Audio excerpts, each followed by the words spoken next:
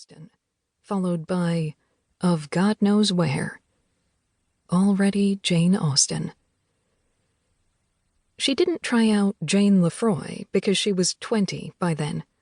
Moreover, as soon as it was noticed that the two of them were dancing together so much, and when not dancing, sitting together in gales of laughter that evinced even more dangerous a meeting of the minds, engaging, in fact, in everything most profligate in the way of dancing and sitting down together, as she would write in the kind of teasing letter with which she would transmute bitterness all her life, the young man was sent away at once, before Christmas.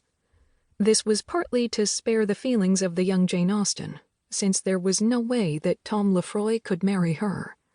She was too poor. And he, too, had no money, though what he did have were a mother and sister to support. He needed an heiress, and he got one, and went on to become Lord Chief Justice of Ireland, and lived to say that he liked Jane Austen very much, perhaps even half loved her, with a boyish love. But marry her, no, he couldn't. None of them could. She wasn't pretty enough for a man to lose his head over, and she didn't bring enough of anything else to the table. No title for a rich man, no money for a poor one. Her sister had gotten engaged. It has been said that she was prettier. Maybe she was. We have a straight-on sketch of Jane Austen, but only a profile of her sister Cassandra. The only description we have is from some nieces, who laughed at them, the two girls, as the family called them, in their matching caps. Quite dismissive, with no understanding of what it meant to be wearing matching caps. That two caps had to be cut from the one piece of cloth that could be afforded. Or even what it meant to wear a cap at all, that one had no lady's maid to fix one's hair, that one had to resort instead to the expedient of pulling on a cap, that one was an old maid.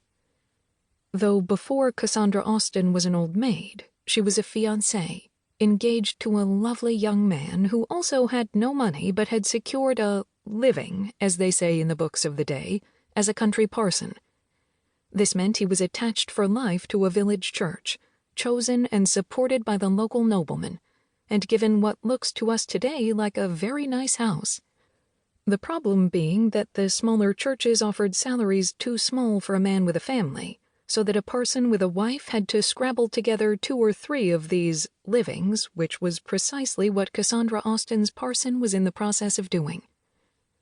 And though no one could have called the match a triumph, still everyone was pleased, and at that point Cassandra had the prospect of a home of her own, much like the one her clergyman father had provided for them growing up, and, if God willed, a happy family.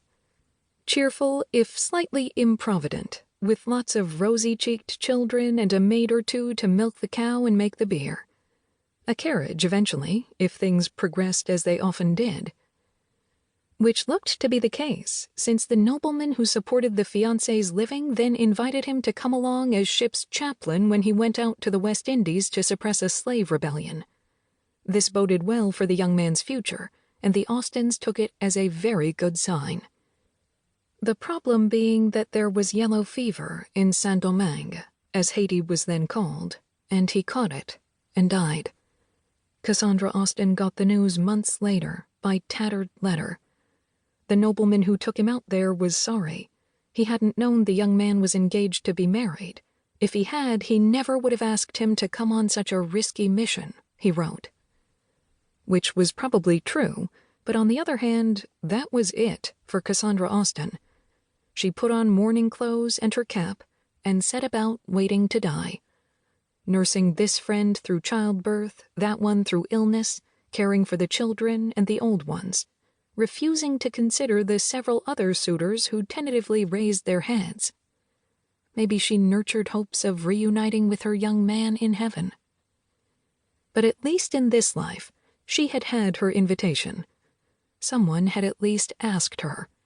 Though she hadn't in the end married, she had not walked the long and lonely road entirely alone.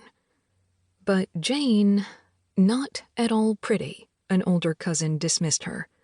A neighbor remembered a girl, slight and elegant, but with cheeks a little too full for her face. Her best feature seems to have been her fine eyes.